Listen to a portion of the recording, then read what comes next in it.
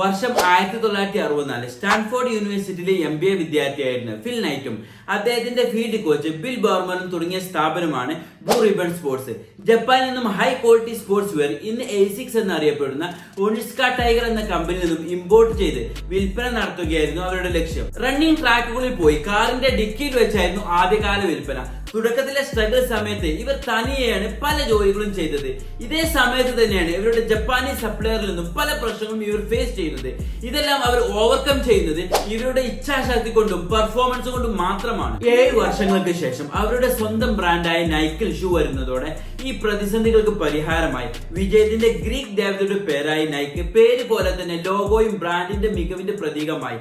Davidson എന്ന graphic designer വിദ്യാർത്ഥിയാണ് ഈ ലോഗോ ഡിസൈൻ ചെയ്തതെന്ന് നോക്കണം. 1980 ബാസ്കറ്റ്ബോൾ പ്ലെയർ മൈക്കൽ ജോർദാനുമായി സഹകരിച്ച് air Jordan lineup shoes launch ചെയ്തത് കമ്പനിയുടെ ടേണിംഗ് പോയിന്റ് ആയി മാറി. അത് കമ്പനിയുടെ ചരിത്രത്തിൽ ഒരു വൻ വിജയമായിരുന്നു. അതിനുശേഷമുള്ള ഓരോ കാൽവെപ്പും മാർക്കറ്റിംഗ് ക്യാമ്പയിനും നൈക്കിനെ സ്പോർട്സ് വെയറിൽ ഒരു ലീഡർ ആക്കി മാറ്റി.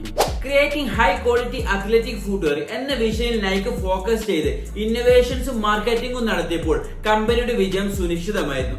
ഇങ്ങനെ ഇന്നോവേഷൻസ് വഴി വന്നതാണ് നൈക്കിന്റെ എയർമാക്സ് ഫ്ലൈനൈറ്റ് മോഡലുകൾ. നൈക്കി പ്ലസ് സിസ്റ്റത്തിലൂടെ ടെക്നോളജിയെയും ഇവർ സ്പോർട്സ് വെയറുമായി കണക്ട് ചെയ്തു. ഒരു ക്യാമ്പയിന്റെ ഭാഗമായി വന്ന ജസ്റ്റ് ഡു ഇറ്റ് എന്ന സ്ലോഗൻ അത്ലറ്റുകൾക്ക് ഏത് പ്രതികൂല സാഹചര്യത്തെയും മറികടക്കാനുള്ള കരുത്ത് നൽകി. കേരളത്തിൽ നിന്നും ലോകോത്തര ബ്രാൻഡായി തങ്ങളുടെ ബിസിനസ് വളരണമെന്ന് ആഗ്രഹിക്കുന്ന ചെറിയ ബിസിനസ്സുകളും കുടിൽ വ്യവസായം ചെയ്യുന്ന ഫാമിലികളും ഇനി കൂടുതൽ മാതൃകയാക്കേണ്ടത് അമേരിക്ക, ഇറ്റലി, ഫ്രാൻസ് പോലെയുള്ള രാജ്യങ്ങളിലെ ബിസിനസ് മോഡലുകളാണ്.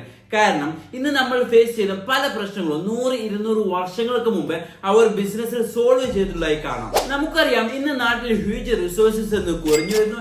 എല്ലായിടത്തും പരക്കെ നമ്മുടെ പ്രൊഡക്റ്റ് സ്റ്റോക്ക് ചെയ്യാനുള്ള ഫണ്ടിന്റെ കമ്മി, കഴിവുള്ള തൊഴിലാളികളെ നല്ല വേതനം കൊടുത്ത് നിലനിർത്തേണ്ടതിന്റെ ആവശ്യകത, ഇതിനെല്ലാമുള്ള പരിഹാരം എന്നത് ക്വാളിറ്റി പ്രൊഡക്റ്റ് ക്വാളിറ്റി പ്രൈസിൽ ക്വാളിറ്റി കസ്റ്റമേഴ്സിൽ എത്തിക്കുക എന്നതാണ്.